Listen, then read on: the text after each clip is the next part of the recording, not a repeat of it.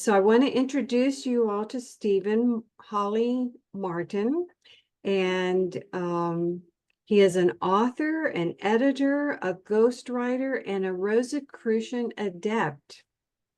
How about that? The first time we've had a Rosicrucian adept on our program, so we may have a few questions about that. And Int'l and I went. And Wendy also was with us when we went there to the Rosicrucian Center in San Jose last year. Beautiful center. I didn't go inside, but maybe another time we'll do that. And one of Stephen's the book that he's going to be talking about tonight, The Afterlife, is just one of the books that he has written. I think there's about 6 or so or more. But what I also thought was very interesting, he's the only 3-time winner of the Writer's Digest Book Award. So kudos for you, Stephen, about that. And John, who's going to be joining us, he might be a little bit late. He was really, he said he just loved the way you write. I see Tom has joined us, and it's because of Stephen's radio show several years ago. The radio show is called The Truth About Life. So way before all these podcasts started, Stephen was interviewing people from all over. And in the book, he talks about some of those interviews, talking to people, medical doctors, parapsychologists, metaphysicians, quantum physicists, near-death survivors, just a whole range of people. And so they have helped inform some of the things that he has written about. And I love how he's actually developed his own cosmology about life. And so without any further ado, I want to start the evening. I'm going to pin you so we see you nice and clearly. I can find the pin. Oh, there it is. Boy, my eyes are not working so good tonight. I want to start off by saying or asking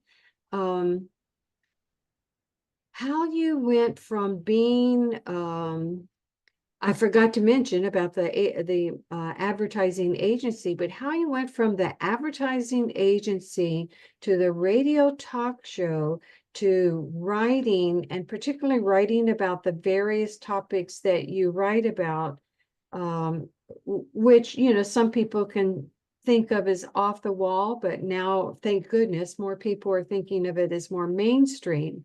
How did you make that leap? Well, that's a good question. I was born into an advertising family. My father was the manager of an ad agency, an office of an ad agency here in Richmond that was headquartered in Philadelphia. My older brother, David, went into the advertising business, and I kind of followed in his footsteps in that I, right out of college, got a job with an ad agency. And, when you work for an advertising agency, you got to do a lot of writing. And that's really what I love to do, is to write. And when I was at my first advertising agency in Baltimore, I was a bachelor, and I was living with 2 other guys in a townhouse in Bolton Hill in Baltimore, which is a kind of an old neighborhood like the Fan in Richmond, townhouses, and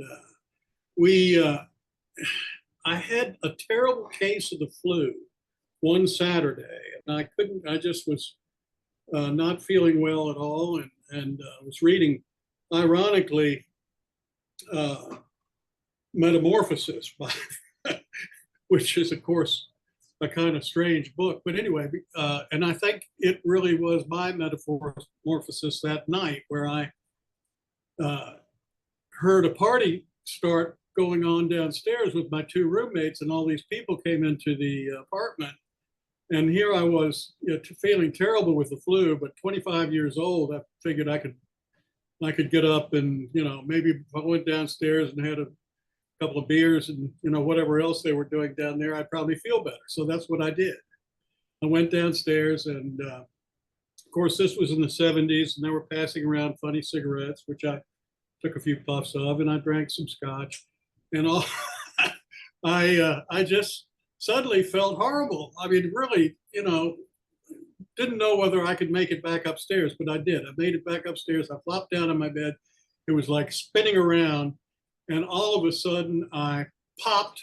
At least my consciousness popped out of my body, and I was up next to the ceiling, kind of looking at the little cracks, and this was an old townhouse, probably built in sometime in the 19th century, and I looked down and I saw myself on the bed, and I thought, my body's down there, and I'm up here, or at least my consciousness is up here, and up until then, I had always thought I was my body. I was brought up in a kind of a secular humanist type family. We went to church Christmas and Easter, but that was about it.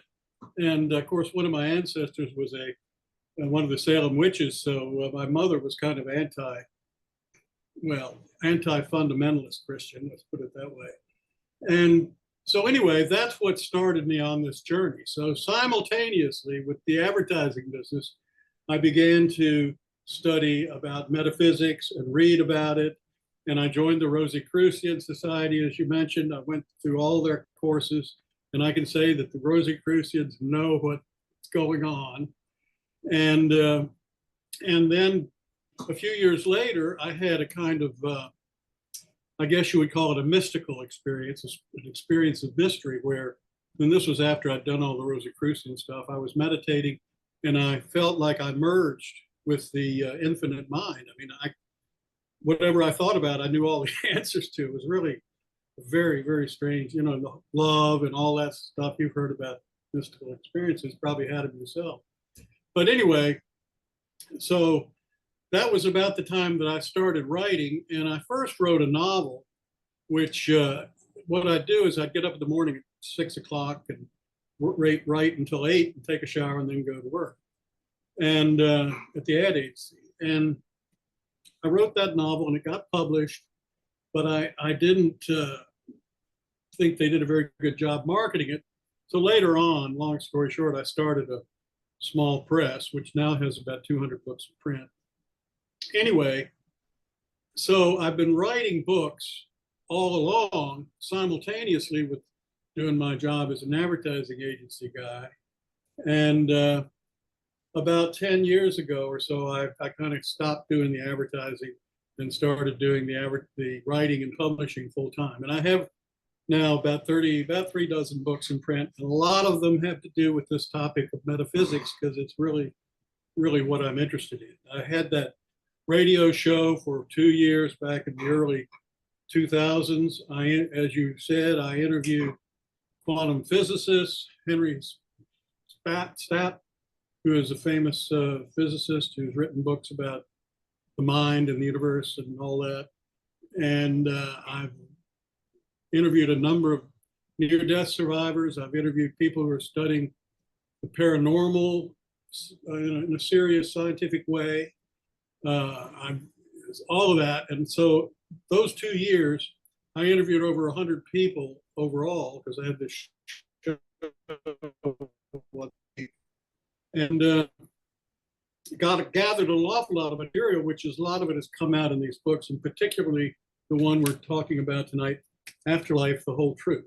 And my basic objective with these books is to let people know that they are not their bodies, that they are consciousness, and that they are eternal, and we're all eternal. And that the materialist view that has come about since the 18th century and still exists in most colleges and universities, and people are still teaching Newtonian science, when actually over 100 years ago, Max Planck figured out that there's really nothing that's material.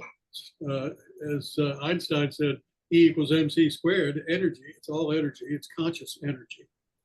And so anyway, that's been my mission, is to get that out, because people are really, most of them, sleepwalk walking through life, and they're concentrated on getting stuff, which doesn't make them happy. in the long run, no matter how rich they get. And so that's what I'm trying to do, Carol. And I appreciate you having me tonight. So I hope that was a long answer to your question, but I hope I got it across. That's a wonderful answer, and I can relate to a lot of it, except the very first part. I wasn't into the drinking and smoking funny cigarettes and all of that, but I've had out-of-body experiences, mystical experiences, and I dabbled a little bit in the Rosicrucian, but I had the feeling immediately that, oh, been there, done that. I don't need to do it this time. Yeah. Don't know why. It's interesting. A friend of mine sent me a translation from Sanskrit. All this stuff has been known for thousands of years. We're just rediscovering it. That's right. That's right. And full disclosure, Stephen is my publisher for my last book that just came out this year. So wonderful working with you. Really appreciate that. And you made it go flow so easily for me. So thank you. Well, I'm glad we got together on that. I think you've got a great book there. I hope everybody read it, and you'll do a book club meeting on your book one of these days. One of these days. So I wanted you to talk a little bit. I love this comment that you made in your book about the truth is that thoughts, perceptions, memories actually occur somewhere else, not in the brain. You get that out of the way right up in the front. And it doesn't happen in the brain. I love what you use the metaphor of, oh, it's like a television, a cell phone, or radio receiver. So you've talked to... That's what the brain is. Yeah. So tell us a little bit more about how that even works. Well, the University of Virginia, I'm sure everybody, if they're into this sort of thing, knows about the Division of Perceptual Studies at the University of Virginia Medical School. Been studying all of this stuff: reincarnation, near-death experiences, the lucid, what's it called? Terminal lucidity, when people are dying and they've been in a coma and they'll suddenly wake up and be very lucid for about 10 minutes, and then they die. Those kinds of things about consciousness. And they have come to the conclusion, which was what I've learned when I popped out of my body back 20, 50 years ago, that the brain does not create consciousness. The brain is a receiver of consciousness, just like a cell phone or whatever. And it certainly has an impact on your consciousness and awareness, because it sort of translates it for you. And if you get knocked in the head, or you have too much to drink, or you smoke pot, you're going to have a different experience because it affects your brain. But it's still, the consciousness is coming from somewhere else. And I think that if you're really interested in this, the guy who has written books about it and has a theory that seems to make a lot of sense to me is Rupert Sheldrake. He believes, for example, that one of the arguments he makes is, right now you're looking at this computer screen, and conventional science would say that image is in your brain somewhere inside your head. He would say, no, it's your mind that goes out to whatever it is you're looking at, and that it's an extension of your mind that is what you're experiencing. And I think that's probably true. I think that consciousness is non-local. We're really all part of one larger consciousness. There are different levels of consciousness. Certainly there's your conscious mind, your subconscious mind, the universal conscious mind, and there are a whole bunch of different levels in between. But it's all non-local, and we are these little receivers experiencing what we're experiencing through our brains, because we have these brains in these bodies, the body-mind complex. So I don't know that answers your question, but the way I see it is we're all part of this big consciousness. We're like sparks within the larger energy that we're surrounded by and in. Does that make any sense to you, Carol? Absolutely. And in your book, you go into much more detail about it, the four categories. The two that I thought were the most fascinating, one because I'm a reincarnationist, but the other one was about when people have minimal brain tissue and yet they still are conscious. Tell us a little bit about that. That was fascinating. Yeah, the example that's in this book is about a young woman who was, I guess, a senior in high school. She was on her way to Smith College, or one of the Seven Sisters, at a time when, that was meant she was really pretty smart. And she had an accident, bumped her head, and was unconscious. And they went in, did surgery on her. When they opened her skull, they found that all she had was the brain stem. There was no brain in there. It had, I don't know, rotted away. Now, there are other examples. A guy that I worked with at the first advertising agency where I worked also he actually passed out. He had been hit in the head years before, and when they went in, they found that he only had half of his brain. One of the hemispheres had actually atrophied away, and yet he was totally normal. I mean, I worked with this guy every day for 5 years, and that was something that I found out when he was older. Anyway, the point is that another example are people with, I think it's called hydrocephalus. It's when you have water or fluid on your brain, and it's as much as 90% of it is incapacitated, and yet some of these people have average or even above average intelligence. So what it demonstrates is that the brain is not creating the consciousness is coming through. The other example I think I referred to already about terminal lucidity. My grandmother was in a coma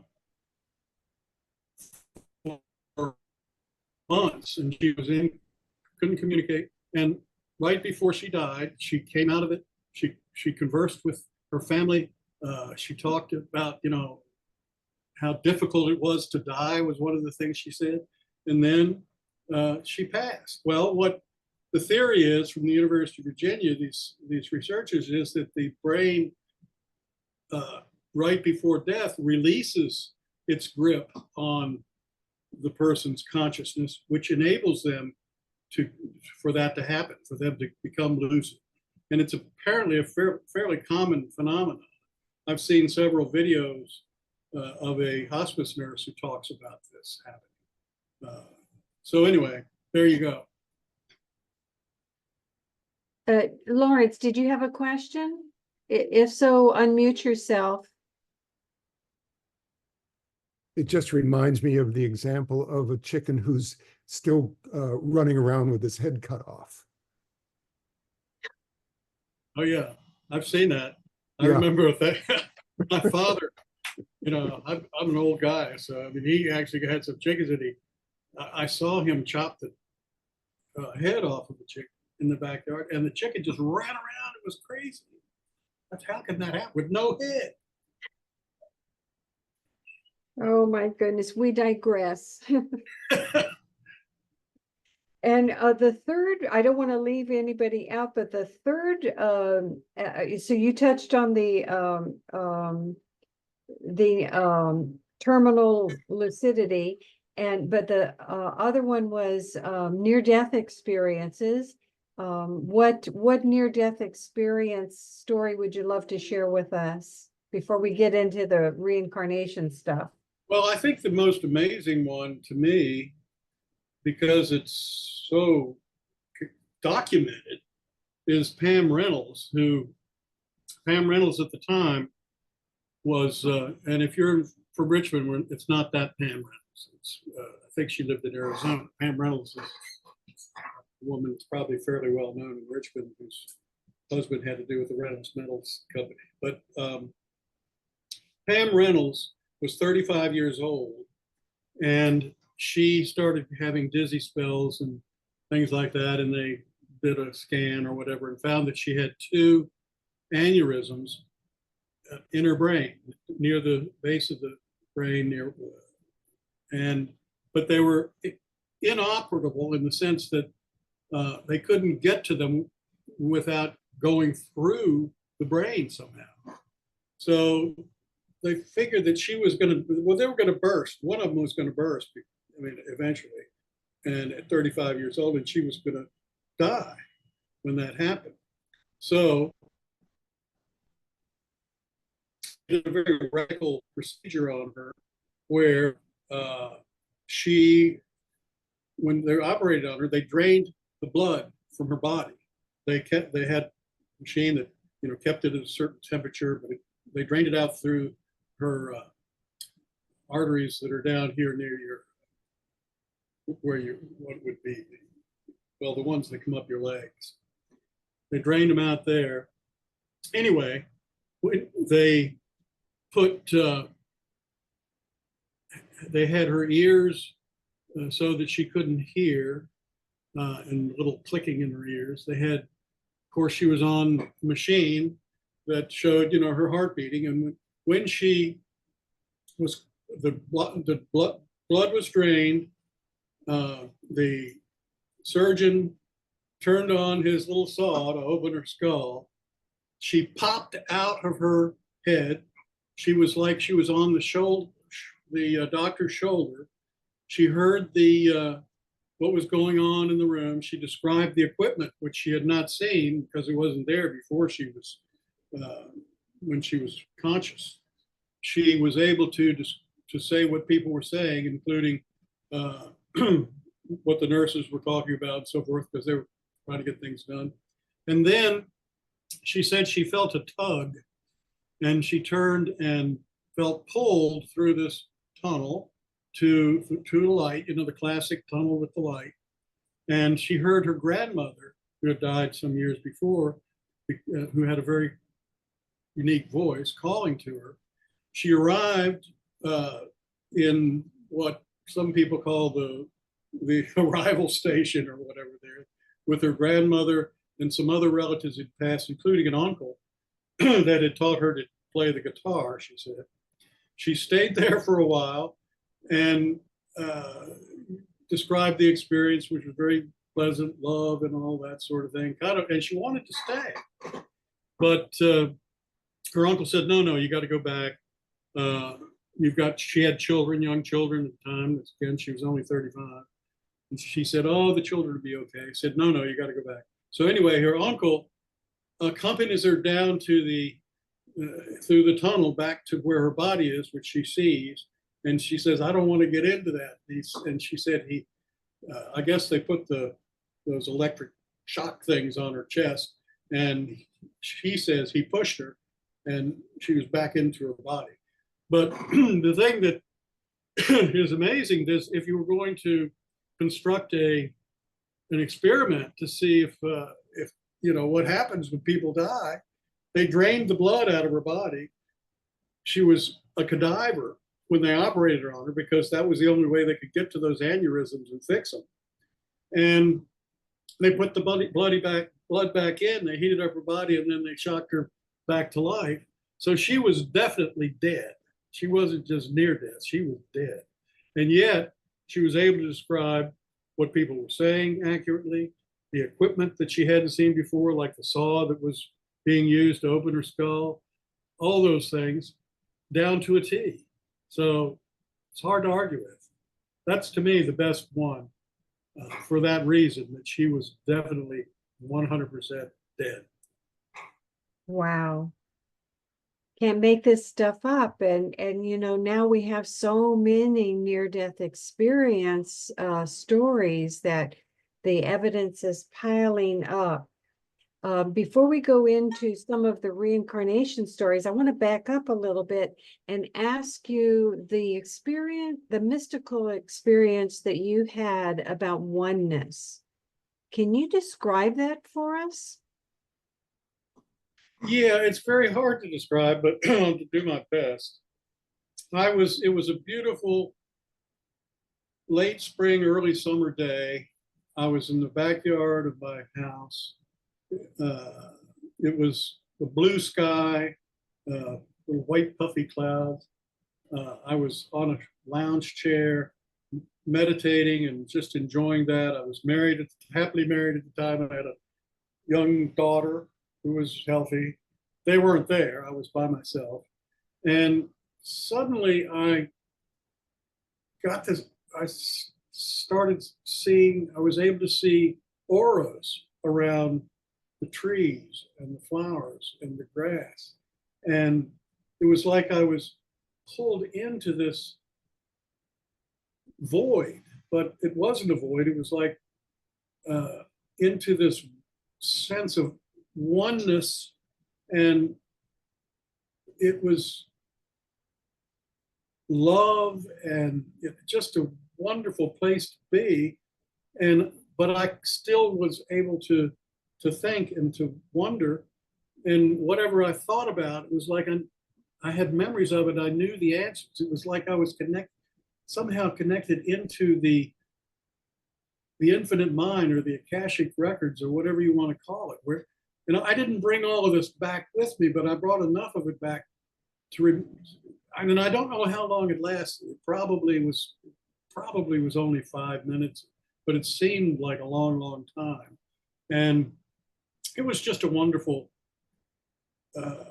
feeling, like being wrapped into a big ball of love, where and you have access to all knowledge. I mean, it was just, I don't know how about you describing your mystical experience, Carol? Well, like you, it's hard to put into words, very difficult to put into words. And one of the things that stood out for me, as an interior designer, I'm very cognizant of light sources. And, in this world, the physical world, when you have a light source, then you have hot spots, you have shadows and all of that stuff. So one of the very first things I noticed was that I saw, or I was aware of light, but I call it a shadowless light. There were no hot spots, there was no shadows. It was just this light that, like you said, and then the next thing I was aware of was love that I had never felt with any person or within myself in the physical world. And then I had this awareness that this is what love is. That those times when I thought I had loved someone, that didn't hold a candle at all to the way I was feeling in that moment. So, and then the third thing that I felt was, I was raised in the Christian church on my mom's side, and there's a saying, the peace that passes understanding. And Right. I felt that as well. I finally knew what that meant. And I did not have this sense of all knowing. I know some people have that sense, but I did not have that. I was just so blown away by the unconditional love that I felt, and I had a feeling that this was my true self. Mm-hmm. What I was experiencing there, that this earthly experience, that was the shadow, sort of like what Plato talks about in the myth of that all of these things, there's the shadow, we don't experience the reality. Right, right. It's Yeah. interesting. I ghost wrote a book for a very strong Christian who, he believes that the Apostle Paul, who wrote the verse you're talking about, about love that passes understanding, had a near-death experience when he was stoned and people thought he was dead, but he came back. And it was after that experience that he gave a lot of these, that kind of information about the love and about the light bodies that we have when we go to heaven. So maybe he's right that maybe the Apostle Paul did have that. Now, I think if Tom Coates is here, he had an incarnation back with Paul, didn't you, Tom? Is he here? Yeah, I'm here. I'm unmuting. Yeah, that's how, Steve, Carol and I met through the radio, the internet radio show you had. Yeah. And we learned later, about 10 years later, that we were brothers during that period. Oh, but in the biblical times? Yes, that's right. Now Carol's version of it is that we were in different timelines, but alternate realities. yeah, alternate realities, whatever. Yeah, but I was in that imaginal realm, whatever true reality is, I don't know. I was Thomas. You doubting Thomas? Yeah, well, the Didymus Jude Thomas. The name was Jude or Judas, but the Didymus is the Greek word for twin, and Thomas was the Aramaic word for twin. Oh, okay. And so that's where the name Thomas came from as a name. Before that, it was just the Aramaic word for twin. And in my timeline, that was the identical twin brother of the Jesus character. And Carol was James, the younger brother of Jesus and Thomas. My timeline. Carol's Thomas was not the brother of Jesus. So, but I consider Carol my brother. Yeah, no, in mine, Judas Thomas was the brother, but a younger brother, not the twin brother. He was the twin of Simon, not the twin of Jesus. So okay, that's why, because the work I do, I realize, we're looking at alternate realities here. Right. It gets really complicated, but I learned so much in that. And yeah, when I was listening to your radio show, this guy kept showing up, in your show, and it was just audio, but there was something about his voice, and I finally reached out to you, and I didn't know he was here locally, or maybe I did, I can't remember. Oh yeah, I was not identified by location in that. Oh, I was just okay. Taliesin St. Clair of unknown origin, Right. Yeah, and that was another tell for me that there was a connection, because Taliesin has a connection for me, because of my architectural background, and then St. Clair has a connection for me because of the Jesus lineage goes through the St. Clairs in France, I think it was. Right. And well, they were St. Clair's were one of the founding groups of the Knights Templar. Yeah. As well as of Roslin Chapel in Scotland. Right. So we could talk a lot. Well, we could do a whole topic just on that subject itself. But I want to come back to, now we can get into the reincarnation stuff. And Steve, you have a past life memory that I wanted you to share. Oh gosh. The Russian army soldier in the Napoleonic Wars, and you had this romantic interlude. So tell us a little bit about that story. Oh, yeah, that is what triggered it, was a romantic interlude. I was a Russian army officer in the Napoleonic Wars, and I died very young. It was a battle, and one of the cannons, this is the part that I remember of that life, was the end of it. When this cannon was not firing, and something was wrong with it. I went to try to fix it, and the thing went off and exploded. It didn't, the shell didn't come out, the whole cannon exploded, and I was blown to bits. But the romantic thing was when I met this woman who recalled that life. And then let me tell you about another one which I recalled, which was that I was a pilot in World War II, a fighter plane pilot in World War II, who got shot down. And the way I remember that one, I was in France. My first wife was French, and her father had actually built an airplane in his dining room, and we went out to the airfield to watch him fly it.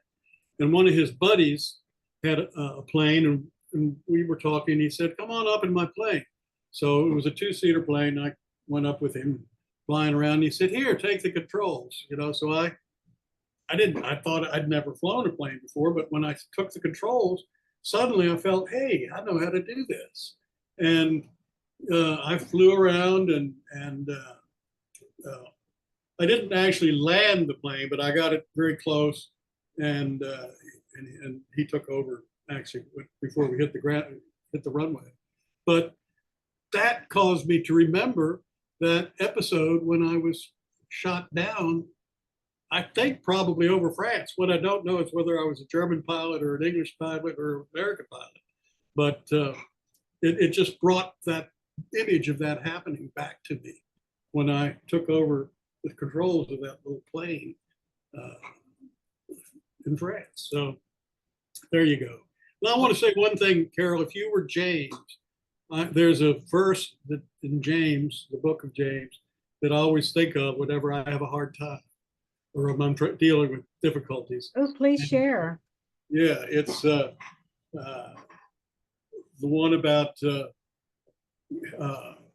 being grateful for our difficulties because it makes us more mature and able to. I'm paraphrasing, but you know what I'm talking about, right? I always think about that whenever I'm dealing with something that's difficult. It's going to make me a better person, just like James said. That makes me smile because of the folks here who know me well. Don't you hear me say that kind of thing just all the time? It's too funny. Yeah, I relate to James. I'm glad though to be able to put the burden down. The memory that I have of him was that he carried a lot of weight on his shoulder. And so I'm glad to be able to put that burden down and continue on with the lessons at a higher perspective, I think. Yeah.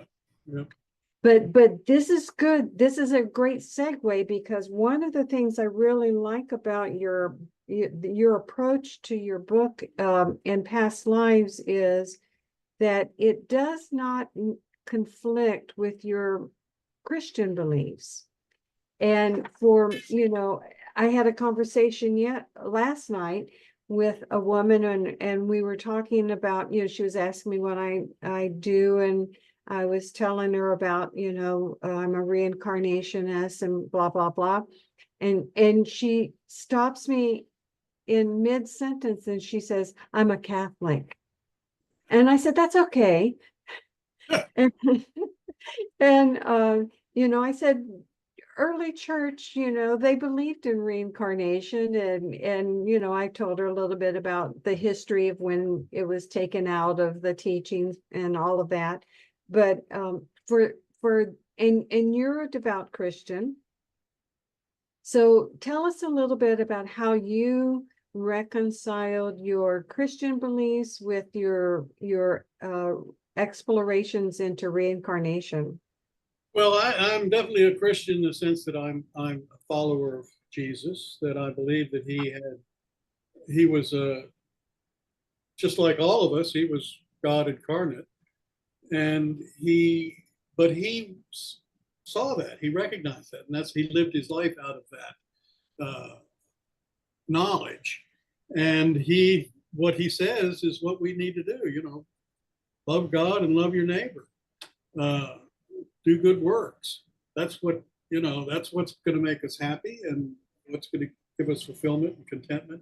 And the way I realize that Christianity grew up in a part of the world and at a time when most people around believed that God, if they believed in one God, they believed, the Jews believed that it was an external God. Yahweh was sort of like a man figure who had created everything. And if they weren't Jews, they were Greeks who believed in lots of gods, Mount Olympus and Zeus and so on and so forth. But all of those gods were external to the creation that they lived in. Whereas in the East, in China and India and so forth, the Tao was not really God. It was a force.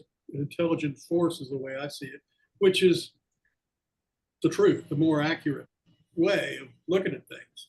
Anyhow, Christians, early Christians, even certain sects of Jews, like the Essenes and I think the Philistines and others, believed in reincarnation. Jesus, for example, once asked his followers, "Who do people say I am?"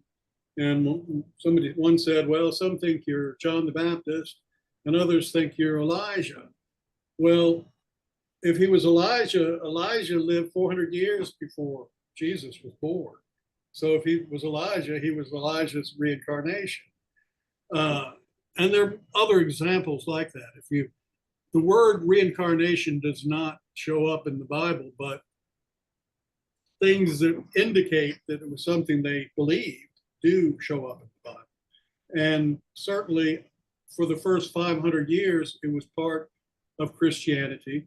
But the emperor, I guess Justinian, was against it, I think, because he figured if people thought they were going to have another chance at, going to heaven, then they weren't going to toe the line. So he wanted to get rid of reincarnation. And he really forced the Pope and the bishops at the Second Council of Constantine in 553 BC to take it out of the canon. And that's why we don't have it. But up for the first 500 years, it was part of the church. So that's how I justify it. But I also think of God as the Tao, as the force.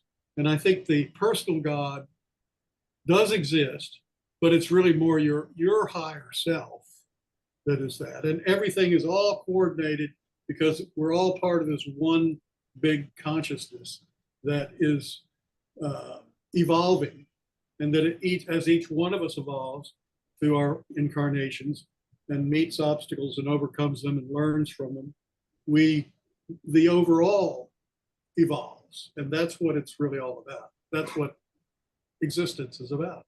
We're all evolving, and eventually we'll all come back together.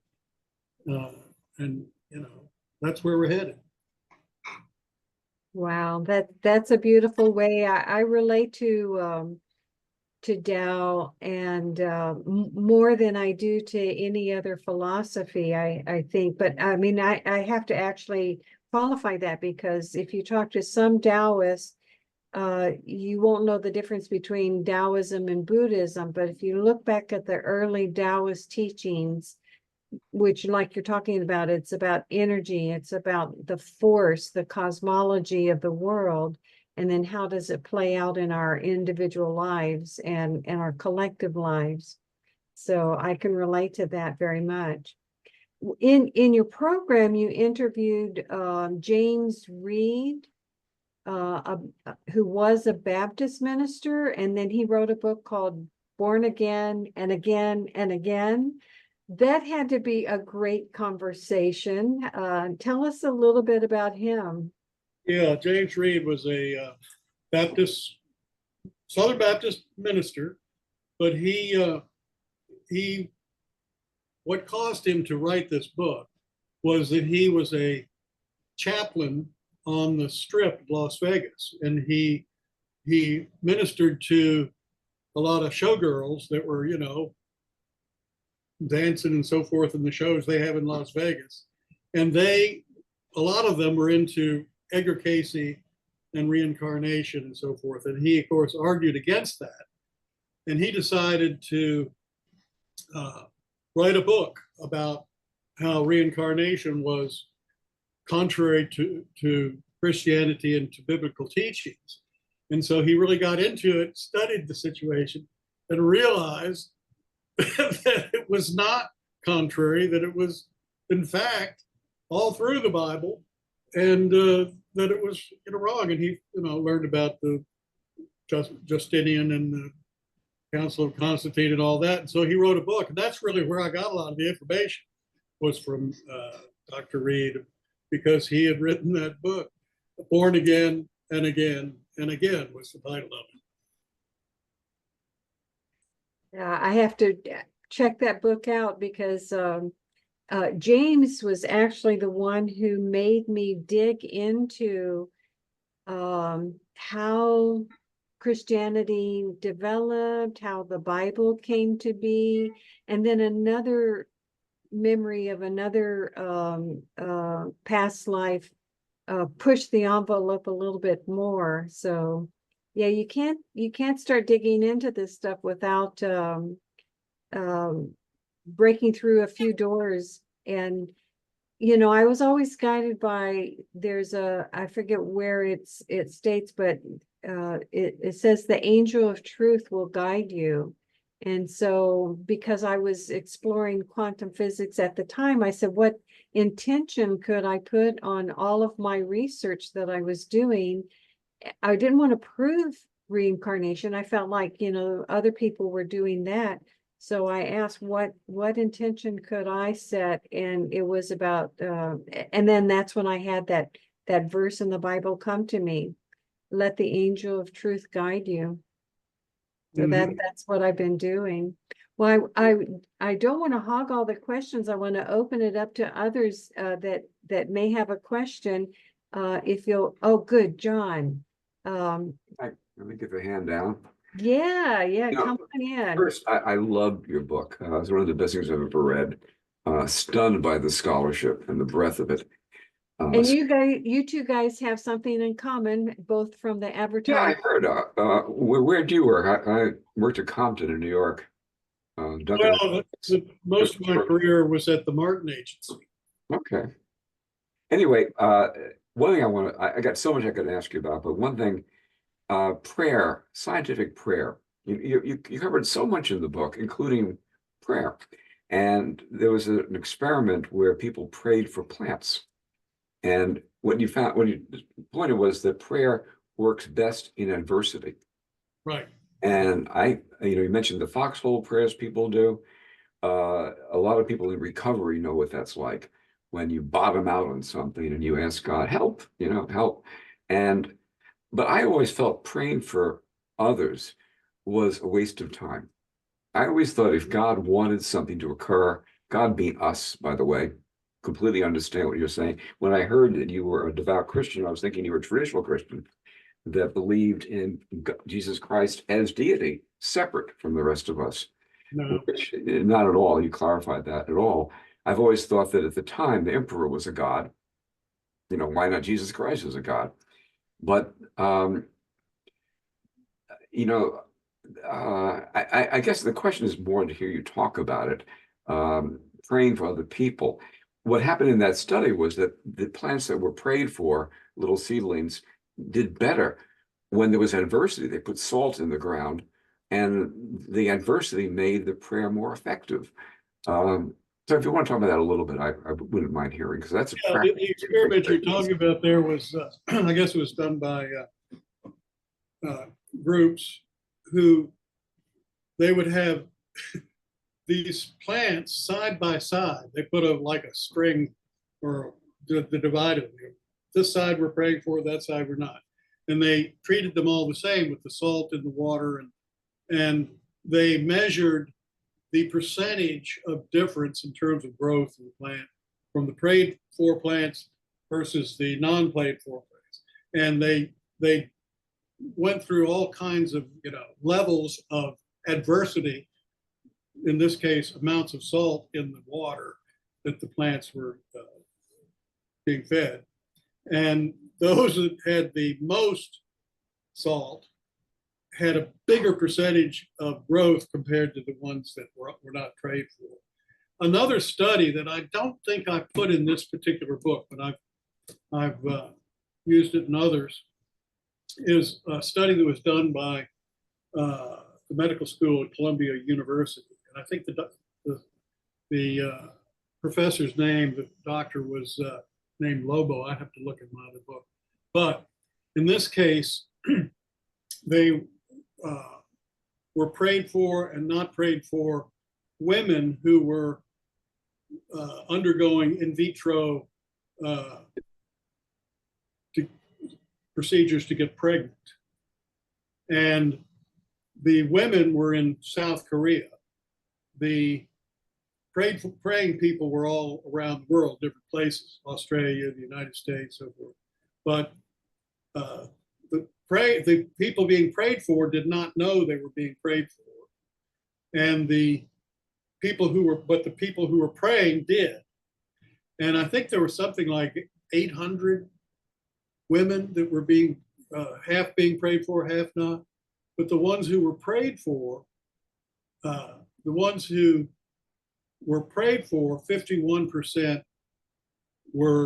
became pregnant, successfully got pregnant. The ones who were not prayed for, only 26% got pregnant. I mean, that's huge. 100% difference. Yeah, that is in your book. I recall that one. That's very powerful. Is it in this book? I can't remember where. Yeah, so prayer does work. Pray for people. And Carol prayed for that hurricane to go somewhere else, and it did.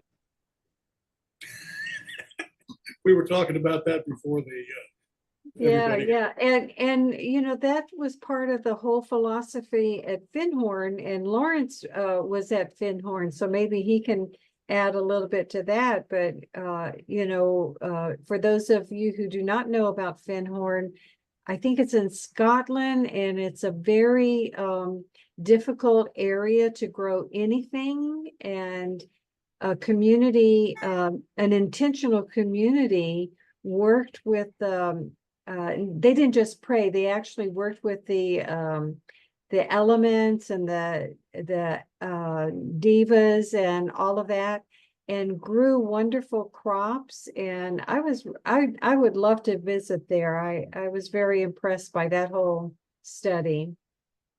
right. Interesting. And of course, Emoto, you know, Emoto's studies with water, where he would actually show what the crystals of water looked like when it was prayed with versus when people held negative thoughts. That's amazing too. Yes, it is. I've seen some of those pictures of the ones that are happy and the ones that are not. I mean, it's. Would you like a little input about Findhorn? Yeah, hold on a second. Let me where are you? There he is. He's on. Okay. Can you hear me? Yeah. Okay, good. But I don't see you. You don't see me? No. I see you. I'm here. Okay. Well, I'll Let be me, glad to talk to let me, you. I want to pin you so we can see you. Okay. I can see myself, but not with the brain. I'm seeing myself with something else. There we go. Okay. Good. Now, So the year was 1977, and I was at Findhorn, and I brought my two young daughters, ages just going on 8 and 9.5. And they were at an age where they were still with one foot into being fanciful little innocent children and another foot into discovery.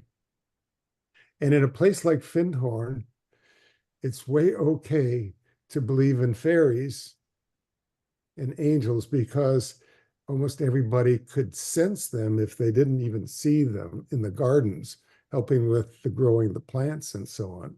But they could also taste it in the vitality of the food. And it was a very compelling experience. There's no way you could discount it. And I remember they went into the forest on a little mushroom hunt one day. It's all just the kids and one adult guiding them. And the kids came back and later said, "Dad, are fairies real?" I said, "Did you kind of see any?" "We think so." And I said, "Well, there's some people who definitely would agree with you. And then there are others who can't see. So, because maybe they're not ready, or there's something different about the way they see or think. But if you feel them, they are real in your own spirit, in your own perception, you know, the way you can connect with them. And I would love for you to carry that in your heart, because it will bring you great joy and exploration in your own life. And it has. It's been amazing. Well, thank you for sharing that.